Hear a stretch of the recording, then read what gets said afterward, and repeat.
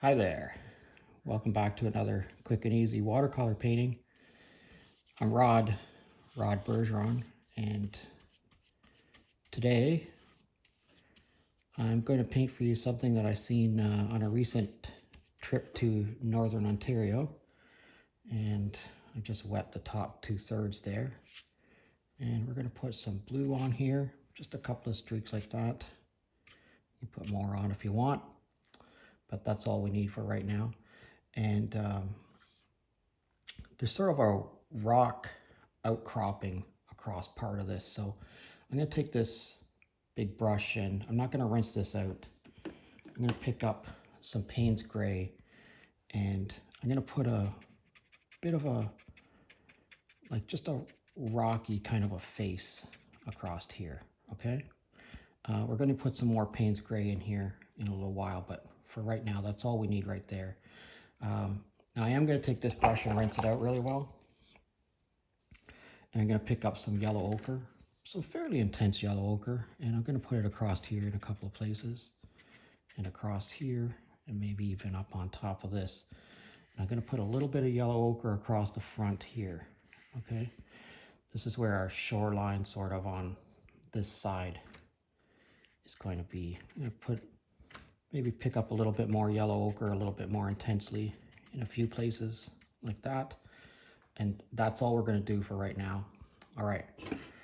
I'm going to take this brush and rinse it out, knock most of the water off of it.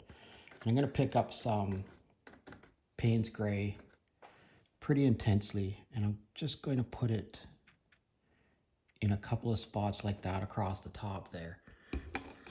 Now, I'm going to take this, this is my #1 watercolor brush, and those of you that have seen me before, you know that I've sharpened the one end of it with a utility knife to get it sharp. But you don't have to use that. I mean, this is a barbecue skewer, wooden toothpick, anything like that would be fine. All right, so I'm going to use this to try to create some trees. And the way I'm going to do that is I'm going to draw this up through that Payne's gray. And I'm going to stop where I want there to be a tree branch, okay? Or not a tree branch, but a clump of pine. So I'm just going to go over this like, 3, 4, 5 times, however many times you want. And you'll see what happens when you do that is it draws that Payne's gray up through there to make those sort of spindly little trees that we get up north, okay? Now, you can see how it started to run out of Payne's gray there. So what you need to do is pick up some more Payne's gray and drop it into those areas, okay? Just like that. And just do it again.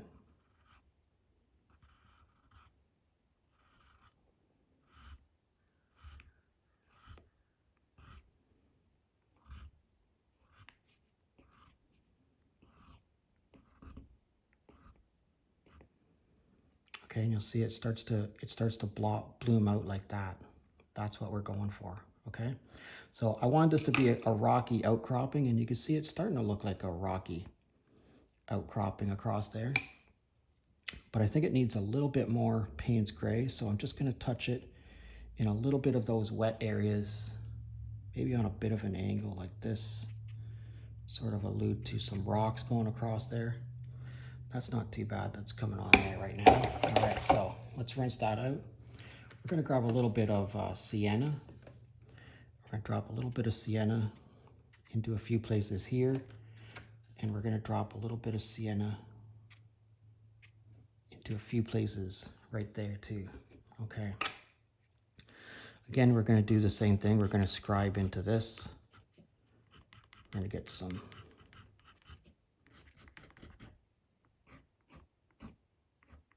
brush going on in a few places. Maybe a little bit of undergrowth going on in here too. That's sort of starting to turn out the way that I was thinking about it, but I think I'm going to go up through here one more time.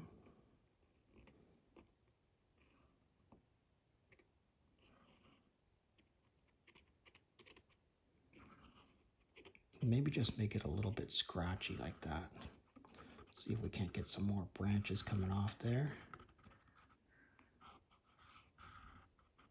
You really need to drag it through the paint and then lift off at the end, okay? That's coming along not too bad right there. But I want this all to be like marsh across here. And the best way to do that is probably with Payne's gray. That's the sort of the way that I think of it, or the way that I would want it to look. And so I'd want some of this to bleed down and some of this to bleed up. So I'm gonna rinse my brush off. I'm gonna pick up a whole bunch of Payne's gray wash. Okay, a little bit more intense than that. And I wanna go from one side to the other, okay, in one long stroke. Okay, so I want to put my brush down and I want to go all the way across. And you can see this starts to bleed up and some of that stuff's starting to bleed down. That's what we're going for. Yeah, and I like how that stuff's starting to bleed down there. I'm going to pick up a little bit more yellow ochre. Like that. Okay. Now, the last thing that we need is some green. Okay. There's not a lot of green in these particular types of areas, but the green is sort of that punch of color that we're looking for. So I'm just going to touch it in a few places. Wherever it is that you think you want the green to be in your painting. And don't worry about that white. You see that little white space across there? Just leave that. That's going to be perfectly fine. All right, I'm going to put a little bit more green in a couple of places here and just sort of drag out of them. All right, those are turning out not too bad, I think. Those are... Okay, one last thing before we go. I'm going to take my bag of salt. I'm just going to take a little wee pinch of salt. I'm going to add it to a few places, just a few places, wherever you want there to be some drama in your painting. Okay, that's it. Knock the rest of the salt off my hand there. All right, let's let this dry and see what happens.